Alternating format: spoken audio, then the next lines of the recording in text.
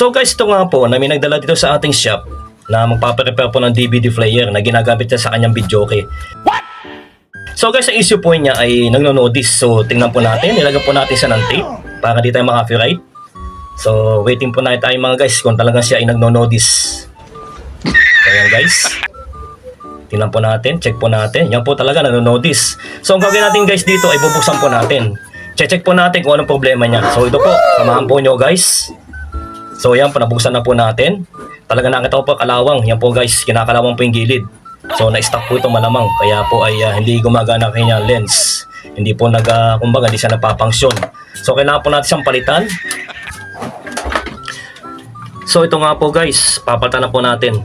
Wow. So yan po. Palasin po natin ang pinaka-lens niya. Para po ay mapalitan natin ng bagong mechanical mga guys dahil po What? kinalawang na. Nice. So yan po guys, nabakas na po natin pinaka-lens niya. So papalitan po natin ng isang buong mechanical dahil po ay okay na po yung lens niya, okay naman po. Yan po guys, tatanggalin po yung kalawang niyan, papalitan po natin ng bago.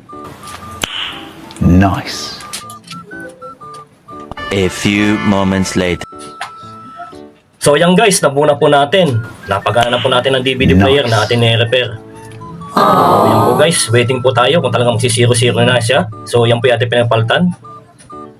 Waiting po tayo mga guys kung magsi-0-0 na. Pag nag-0-0 na po mga guys, okay na po yun. So yan guys, nabuo na po natin. Maraming salamat guys sa pagsubaybay sa mga video. Follow and share. God bless us all. Thank you guys. Hanggang sa muli po.